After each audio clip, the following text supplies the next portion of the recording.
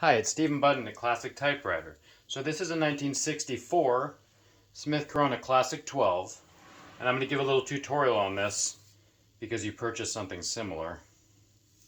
And if you have something similar, you can use this as well. So this is kind of the ubiquitous model from the mid-60s to the 70s. They're all shaped sort of like this. This slides out, and this will be for like a Galaxy 12 or Super Sterling. A lot of models have a lot of these features. And this is how you load the ribbon. You want to make sure this eyelet comes over far enough to come on the other side of this ribbon reversal mechanism here. You have to slide that in there. This will be in the manual, so I'm not going to do all the work for you. I just want to kind of get you started on this and show you some of the basic features. Red goes on the bottom if you want to be aligned with the black and red adjustment. These are kind of nice because you can just scooch that into the top. You'll see how it pinches. That's called the ribbon vibrator. Then this closes. Now when you have ink on your hands, be careful because it'll get on these keys. I have to clean this one anyway, so that's okay. Just be careful. This one has a brown platen, which is somewhat rare. Now, note that the Classic 12 means it has a wide carriage. You see how the carriage sticks out at the end? A Classic 10 would have a 10-inch carriage. A Classic 12 would have a 12-inch carriage, which means you could, if you want, put the paper in landscape mode. This is a standard letter size sheet. No. But don't do that. I'm a traditionalist. I'm just kidding. If you need to do that, do that. It's kind of a good way to fit a lot of words on a manuscript page if you edit in that way. Now this particular model here, so this is the carriage release, this lever here. They all have something like this. Often this is broken off. So you want to be careful with these. They can break easily because they're just plastic. I wouldn't hold it way up here and do it.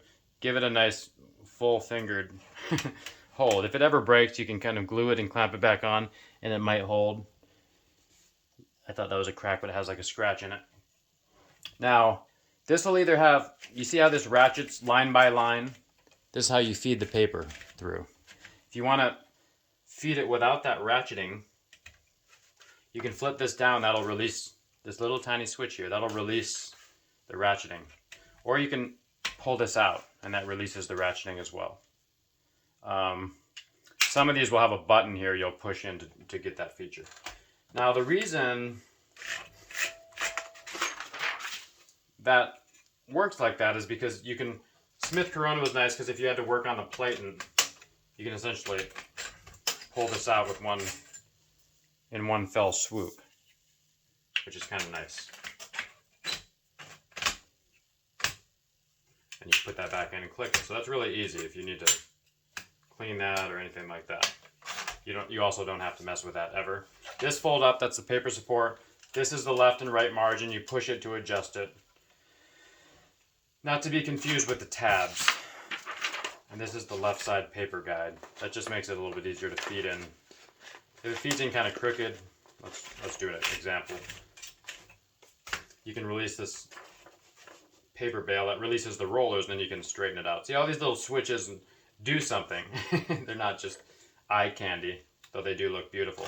Now, single, double, and triple line spacing, that essentially means there's one space, right? Just like on the computer. There's two spaces, that'll bring it down 2.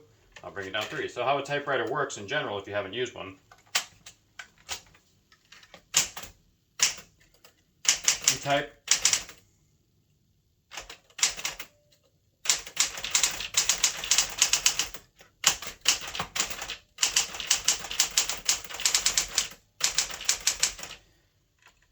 when you get to the end of the line,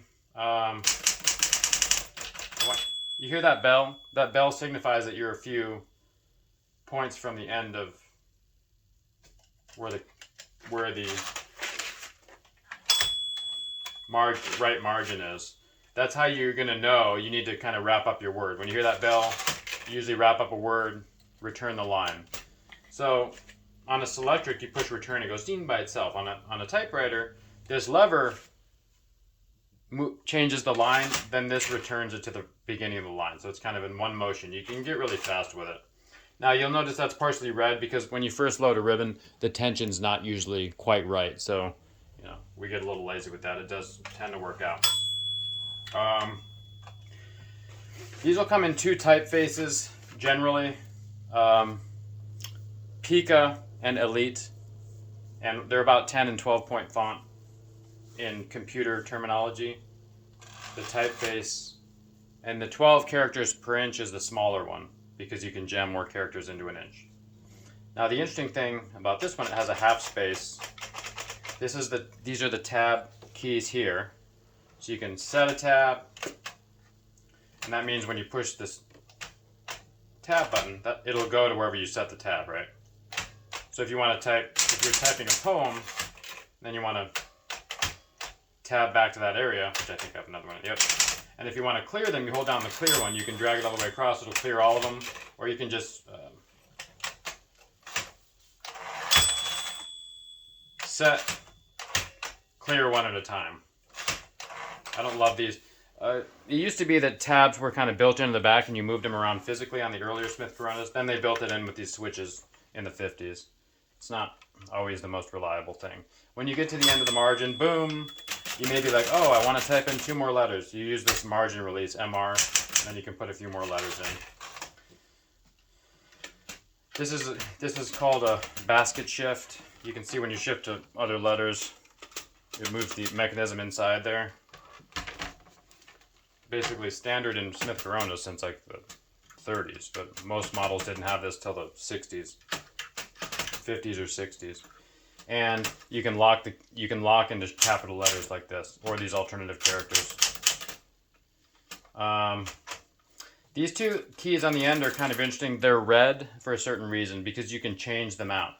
Now, if you look at this, it looks a little bit different because you can change the cover to this key. This one has a 1 and an exclamation point, and then you change the slug and you have alternate key varieties for just these 2. Some come with 1 of those, some come with 2, sometimes they're black, sometimes they're red, so I'm just telling you the variants. Sometimes there's what's called a power space key here. You hold it down and it goes whoa, and sometimes on some models the tab key is a big key up here and the set and clear are on either side. But other than that, it's essentially the same. Yeah, so I hope that gets you started writing. You can use standard computer paper if you want to write like a manuscript, or if you want to write nice letters, you can get like a resume or a cotton weave. And you never want to oil these type bars in here because that'll make more dirt accumulate and stick. Sometimes they get stuck a little bit, and that mostly means you need to clean them out or blow them out. Sometimes you can use denatured alcohol if they're really stuck. This is like how much pressure you want to use. You can play with that. It doesn't do a lot, in my opinion. It's kind of a gimmick. It just increases the spring tension in case you want to use less finger pressure. It's just they're so old that maybe the springs get kind of stretched out. Yeah, beautiful, stunning machine. I love this color combo too. Classic 12. Let me know if you have additional questions. I think that's it. Thank you so much.